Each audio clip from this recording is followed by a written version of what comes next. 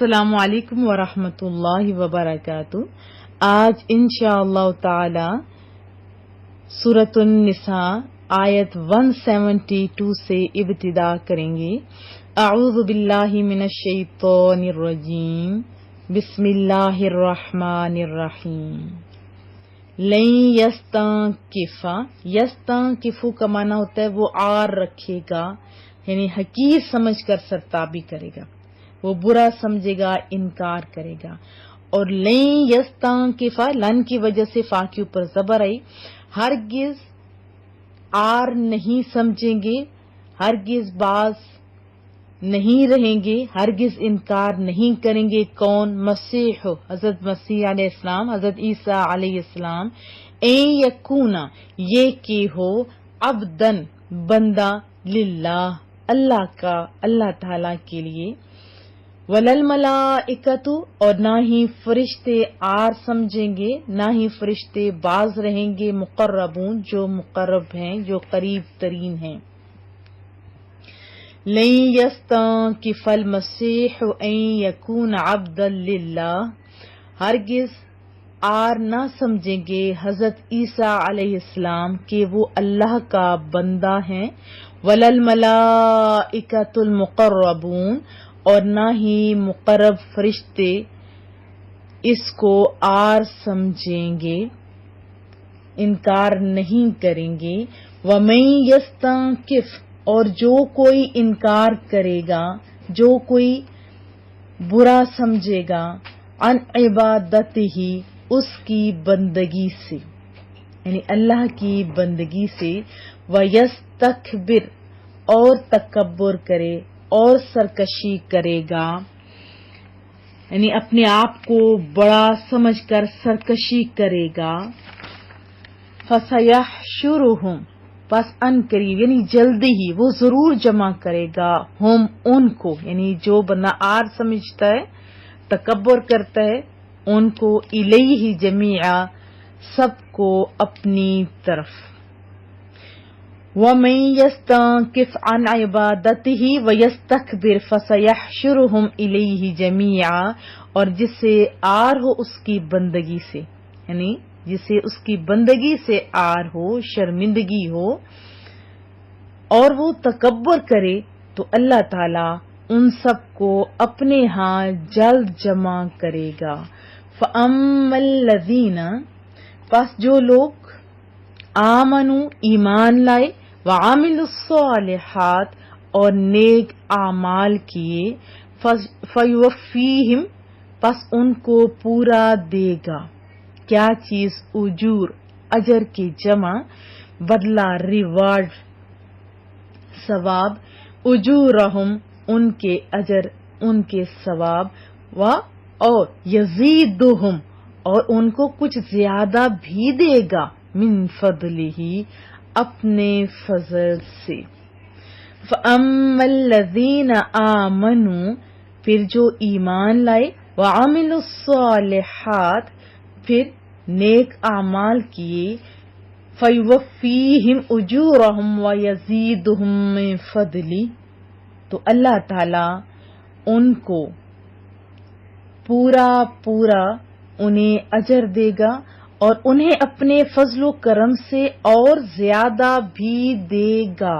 وَأَمَّا الَّذِينَ، اور جن لوگوں نے استنکفوا، انکار کیا، یعنی انہوں نے، ہوتا ہے نا جیسے پیچھے بھی یستنکفوا کا معنی بتایا تھا، کسی کو حقیر سمجھ کر، چھوٹا سمجھ کر سرتابی کرنا، یا وہ آر سمجھنا، یا وہ برا سمجھنا، یا انکار کرنا، ایٹسٹرا۔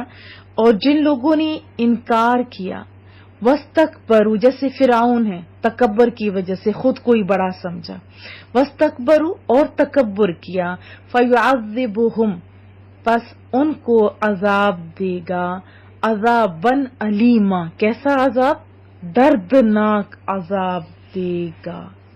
وَأَمَّا الَّذِينَ اسْتَنكَفُوا وَاسْتَكْبَرُوا، لیکن جنہوں نے بندہ بننے کو آر سمجھا اور تکبر کیا، فَيُعَذِّبُهُمْ عَذَابًا عَلِيمًا، تو انہیں دردناک عذاب دے گا۔ وَلَا يَجِدُونَ، اور نہ وہ پائیں گے لہم اپنے لیے من دون اللہ اللہ تعالی کے سوا ولین دوست ولی مددگار. اس کے بہت سارے معنی میں نے آپ کو بارہا بتائے ہیں. ولا نصیرا اور نہ ہی مددگار پائیں گے. ولا یجدون لہم من دون اللہ ولیا ولا نصیرا اور اپنے لیے وہ اللہ کے سوا کوئی حمایتی اور نہ کوئی مددگار پائیں گے. یا ایھا الناس اے لوگو قد جاءکم تحقیق آئی تمہارے پاس برہان دلیل برہان بیان حجت وغیرہ اور براہین جمع ہیں.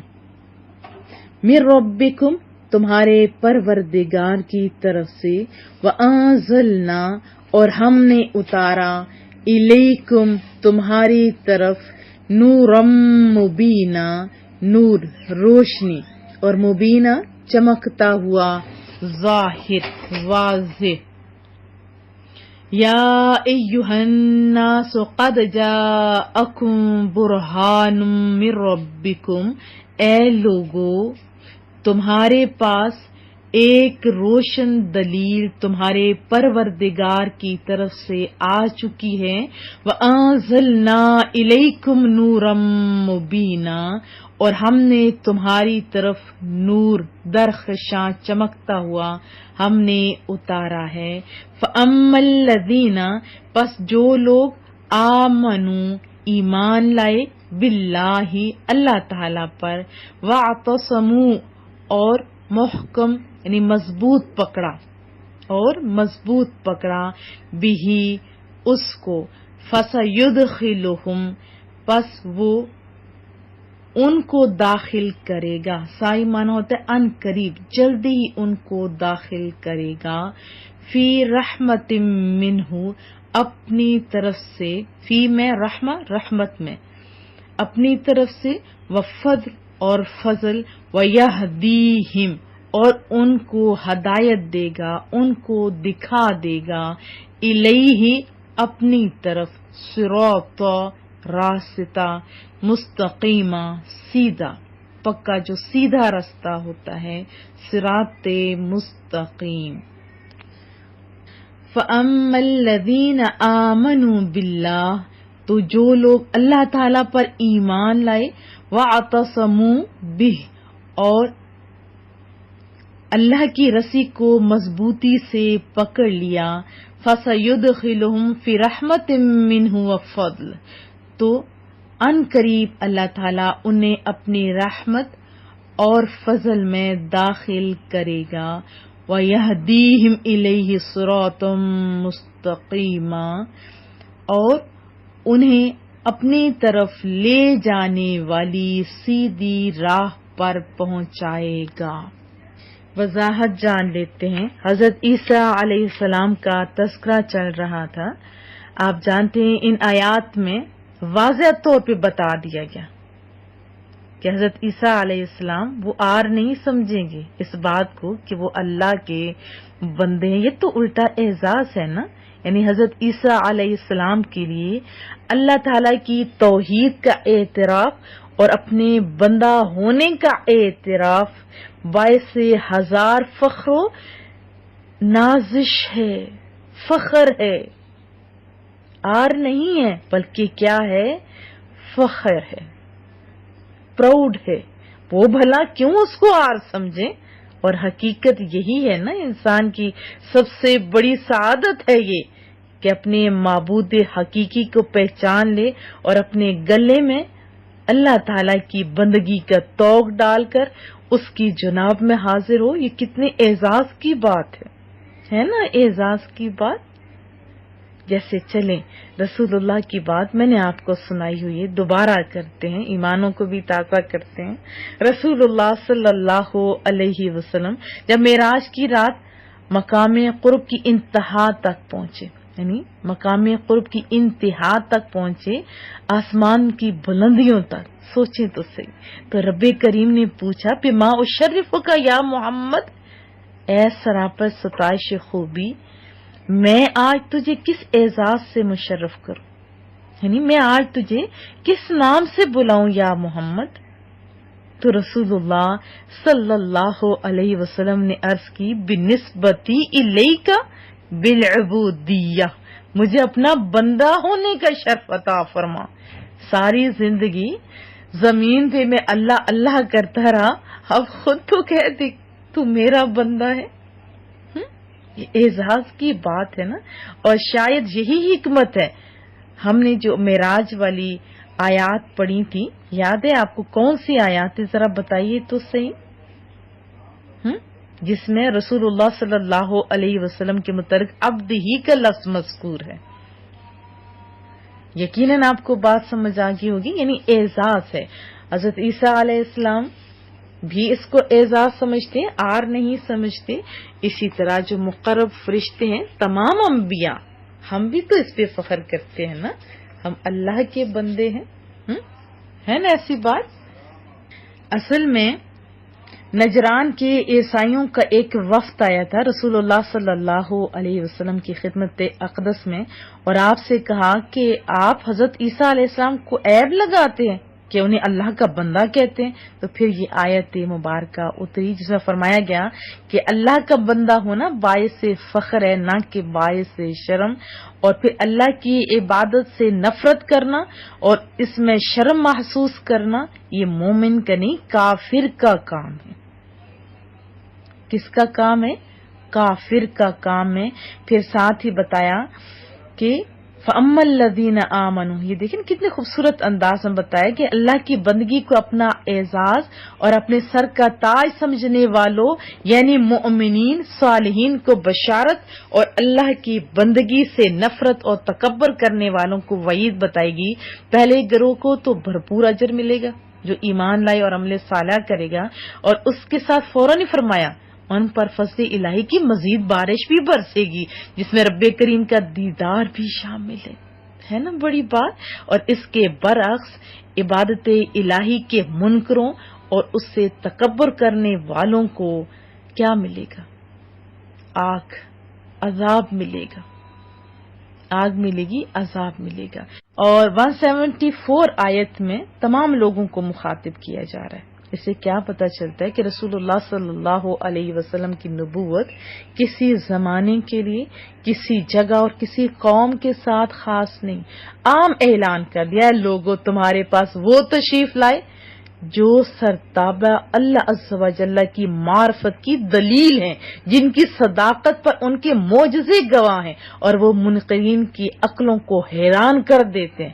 جس قدر معجزے پہلے پیغمبروں کو ملے نا، ان سے زائد ملے تھے رسول اللہ صلی اللہ علیہ وسلم.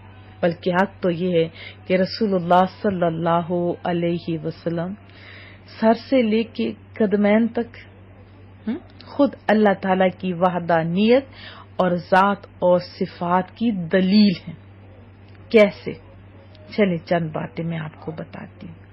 جیسے آپ جانتے ہیں آپ کے منہ مبارک حضرت خالد بن ولید نے اپنی ٹوپی میں رکھے ہوئے تھے، اور وہ ہمیشہ یہ کہتے تھے کہ دشمنوں پر فتح انہی کے سبب سے حاصل ہوتی ہے، انہی کے وسیلے سے، یعنی اللہ ہی دیتا ہے نا فتح. تو لیکن دیکھیں یہ کون لوگ ہیں جن کی تربیت رسول اللہ نے کی ہے، جو توحید کو اچھی طرح جانتے ہیں، جو توحید کو اچھی طرح جانتے. اس کی وضاحت میں نے آپ کو بتائی ہوئی. پھر میں نے آپ کو بتایا تھا ہر کل کی پگڑی میں بھی کیوں یہ منہ مبارک رکھے گئے، کیونکہ اس کے سر میں درد ہوتا تھا.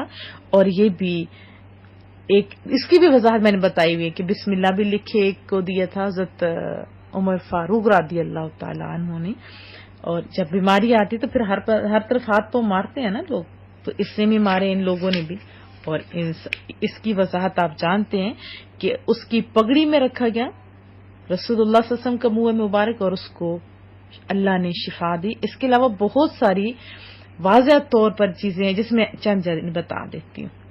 حضرت سیدنا عمر بن عاص رضی اللہ تعالیٰ عنہ نے وصیت فرمائی تھی کہ میرے کفن میں رسول اللہ صلی اللہ علیہ وسلم کے منہ مبارک رکھ دیے جائیں. کیوں؟ تاکہ قبر کی مشکل آسان ہو. اسی طرح حضرت امیر معاویہ رضی اللہ تعالیٰ عنہ نے بھی وصیت فرمائی تھی کہ مجھے غسل دیا جائے، میری آنکھوں اور لبوں پر رسول اللہ صلی اللہ علیہ وسلم کے ناخن اور بال رکھ دیے جائیں تاکہ حساب قبر میں آسانی ہو. اس سے کیا پتہ چلا کہ منہ مبارک قبر کی مشکل آسان کرتے ہیں. پھر صحابہ کرام کے جو معمولات تھے رضی اللہ تعالی عنہم، بیماروں کو منہ مبارک کا غسل دیتے تھے، پانی میں ڈپ کرتے تھے اور مریضوں کو پلایا کرتے تھے. یہ توحید اچھی طرح جانتے تھے، یاد رکھیے. حضرت طلحہ کے گھر ایک بار منہ مبارک پہنچ گئے تو انہوں نے ساری رات ملائکہ کی تسبیح اور تعلیل سنی تھی خود.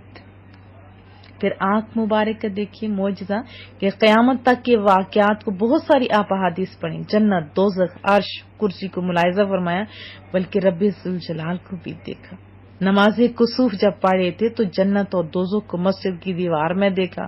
بھی حدیث طیبہ آپ نے سنی ہوئی ہے، جب مقتدیوں نے پیچھے حرکت کی تو رسول اللہ صلی اللہ علیہ وسلم نے فرمایا جیسے میں آگے دیکھتا ہوں ایسے میں پیچھے بھی دیکھتا ہوں.